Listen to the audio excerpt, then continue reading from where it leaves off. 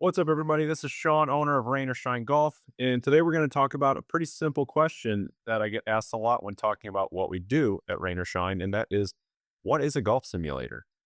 Now, there's a few different components to this. We're going to answer this in a three-parter.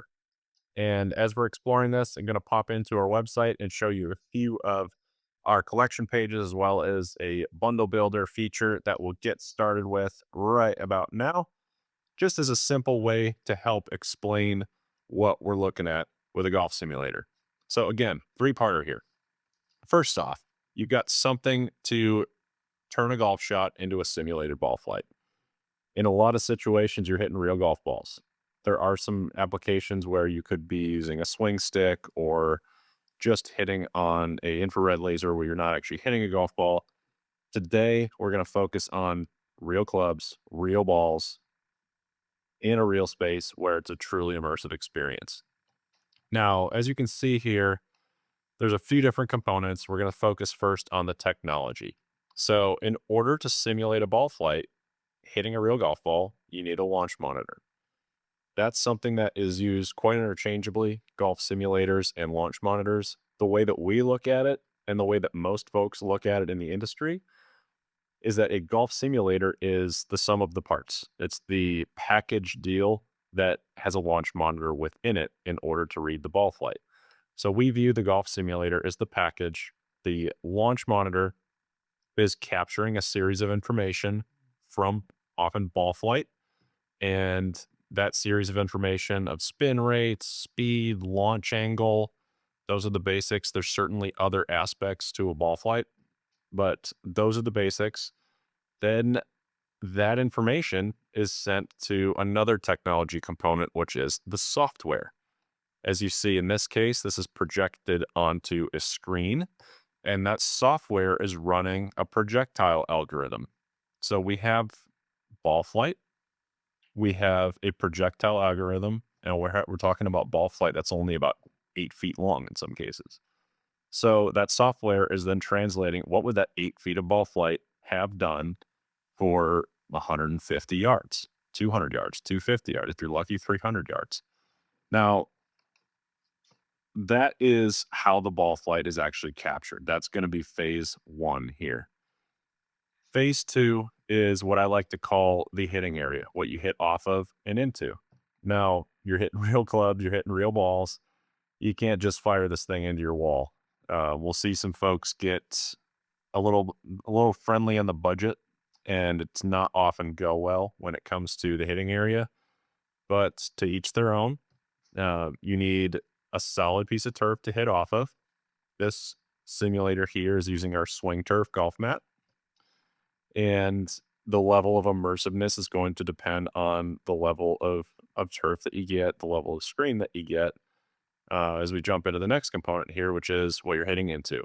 So you can see on our offerings here, you have various options, different enclosure options like this, where it's a much more immersive experience. You can go with a turf and net setup. Net's still going to stop the ball in every situation, and you can still get a simulated experience, even though you're not seeing the projection right in front of you. Now, the rest of the hitting area component are mostly related to safety elements.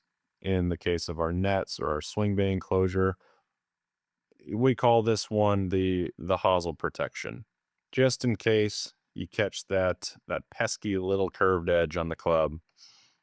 We don't have to say that word today, but if you do happen to catch it, these side nets and the enclosure depth will keep the ball safe. Will keep your walls safe from any errant golf shots.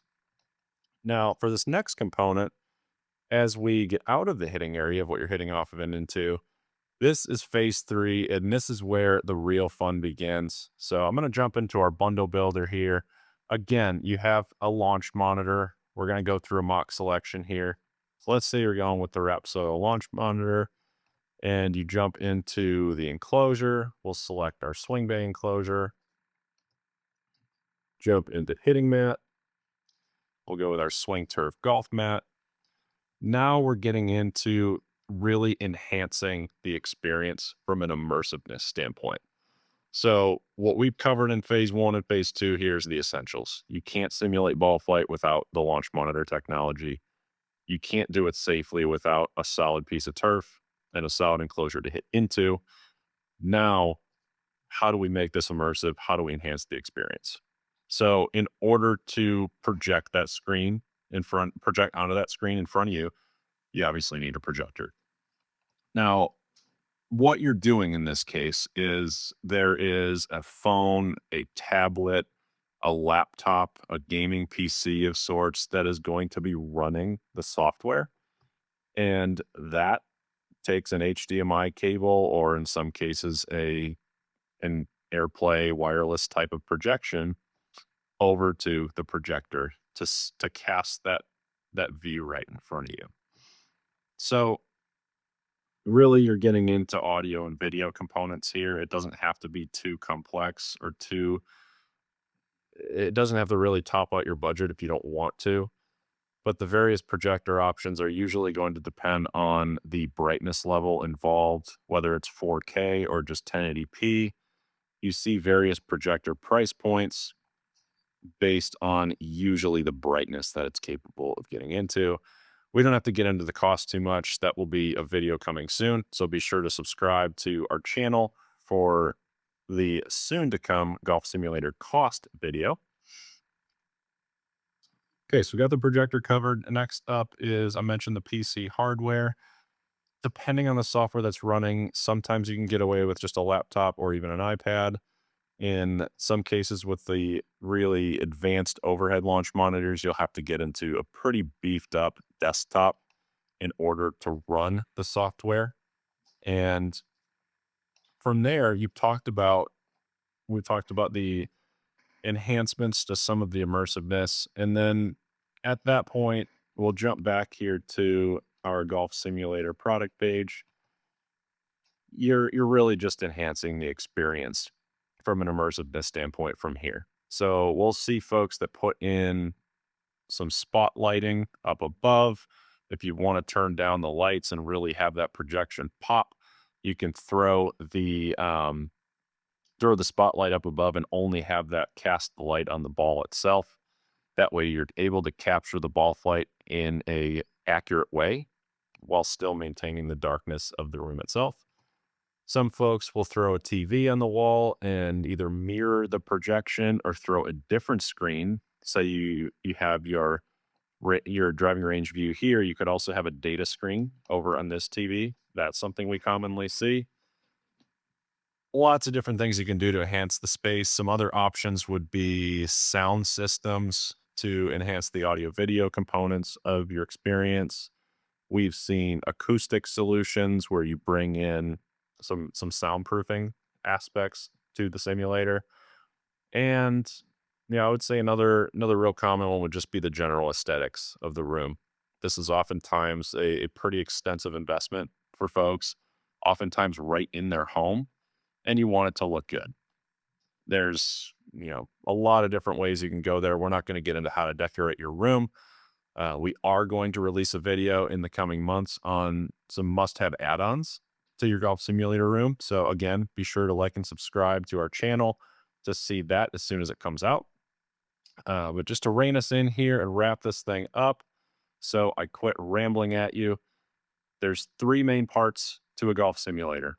Number one is the technology to read the ball flight, translate it into what 10 feet would have done in real life. There's the technology component of the software that's then showing the actual golf course, showing the driving range, showing what that ball flight would do. And oftentimes has that shot tracer involved as well. And you have a PC or laptop running that software in order for it to calculate properly.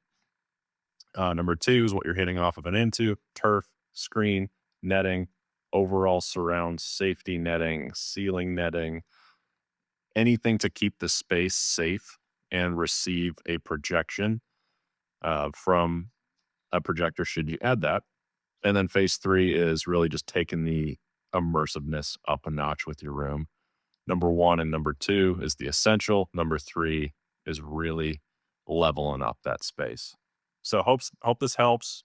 Definitely went longer than I intended to here, but hope this is a helpful way to understand the components of a golf simulator. And we'll be sure to bring more things to this series. We're going to call this Golf Simulators Explained, and we're going to hit the FAQs that we see a lot within Rain or Shine.